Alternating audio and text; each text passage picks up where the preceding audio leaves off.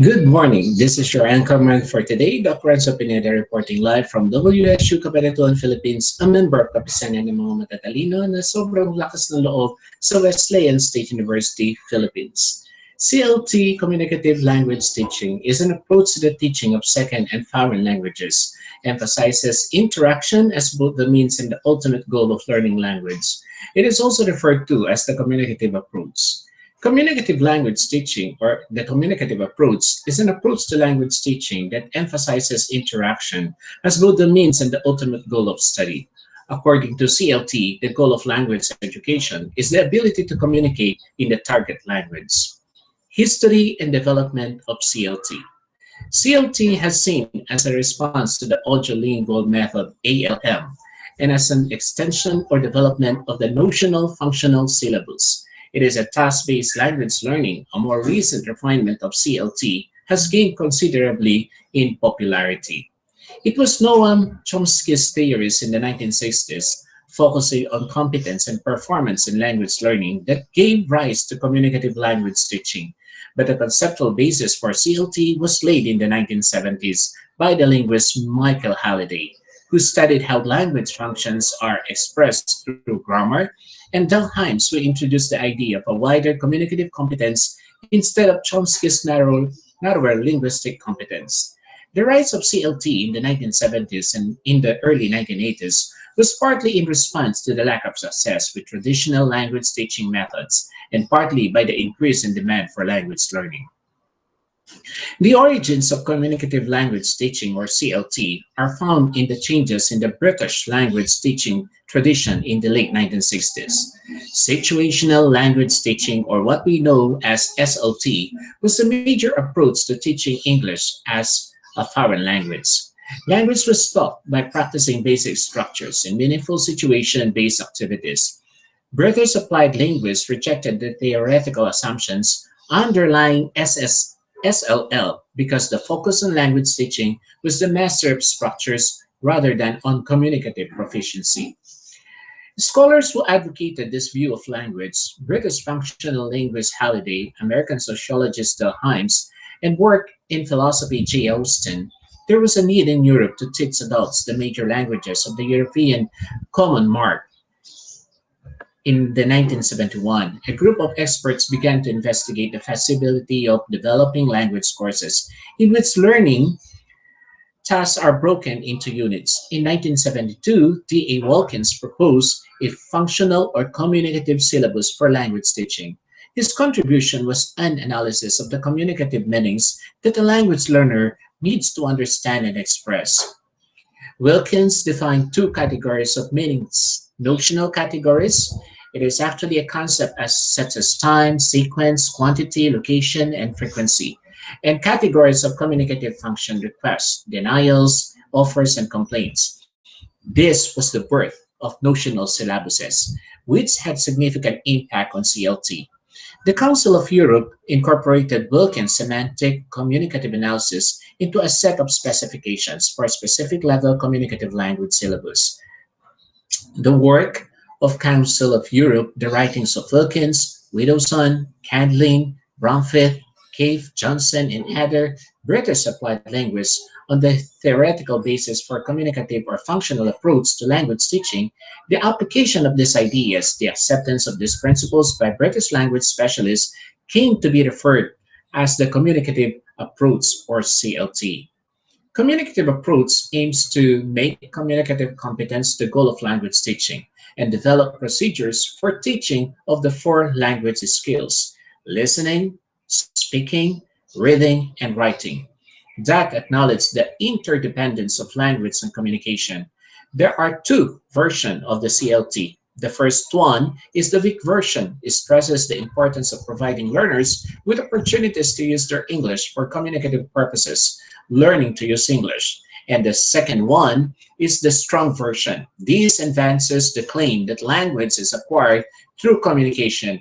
That is not merely a question of activating an existing but inert knowledge of language, but of stimulating the development of the language system itself using to learn it. CLT is actually an approach theory of language. The communicative approach in language teaching starts from a theory of language as communication. The goal of communication teaching is what Himes in 1972 referred to as communicative competence. Himes coined this term in order to contrast a communicative view of language and Chomsky's theory of competence. In Himes' view, a person acquires communicative competence acquires both knowledge and ability for language use. There are different assumptions in CLT. The first one is engaging in interaction and meaningful communication that facilitate language learning. The second one is effective classroom learning tasks that provide students the opportunities to extract meaning, expand language, notice how language is used, and take part in a meaningful interpersonal exchange. Number three, meaningful communication occurs when students process content that is relevant, purposeful, and engaging. And number four, communication is comprehensive process that often calls upon the use of several language skills. Number five, language learning is facilitated both by activities that involve inductive or discovery learning of language rules and involve the analysis of language rules. Number six, language learning is a gradual process that involves creative use of language and trial and error. And number seven, the ultimate goal of language learning is to be able to use the new language both accurately and fluently. Eight, learners develop their own routes to language learning, progress at different rates, and have different needs and motivations for language learning. Nine, the role of the teacher in the language classroom is that of a facilitator who creates a classroom climate conducive to language learning and provides opportunities for students to use and practice the language and to reflect on language use and language learning. And 10, the last one, the language or the classroom is community where learners learn through collaboration and sharing. Now, there are also different principles of communicative language teaching. One, make real communication the focus of language learning. Two, provide opportunities for learners to experiment and try out what they know. Three, provide opportunities for learners to develop both accuracy and fluency. Four, link the different skills such as speaking, reading, listening together, since they usually occur so in the real world. Five, let the students induce or discover grammar rules. And six, be tolerant of learners' errors as they indicate that the learner is building up his or her communicative competence.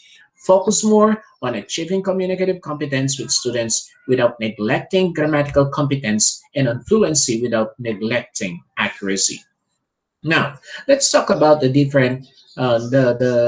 differences between the grammatical competence and communicative competence. To achieve grammatical competence, students learn the results or the rules of sentence formation in a language.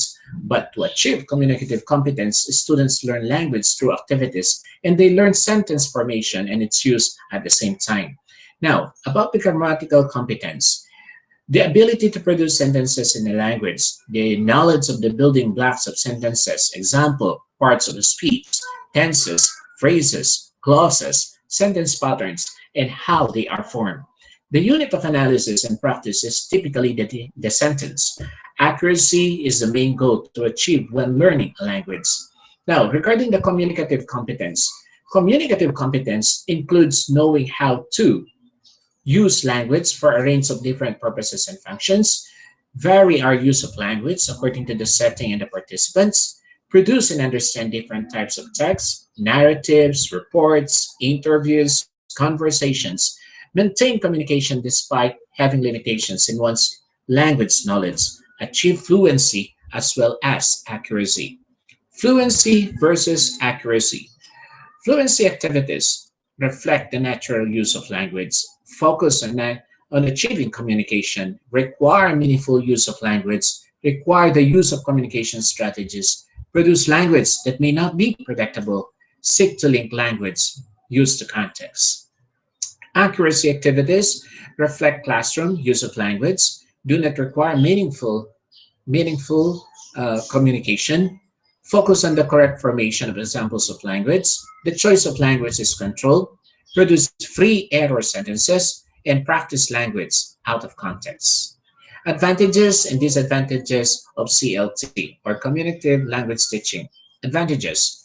Communicative approach is more pupil-oriented because it is based on pupils' needs and interests. Number two, communicative approach seeks to personalize and localize language and adapt the interests of its pupils. Meaningful language is always more easily retained by learners. Six, to use authentic resources, and that is more interesting and motivating for children.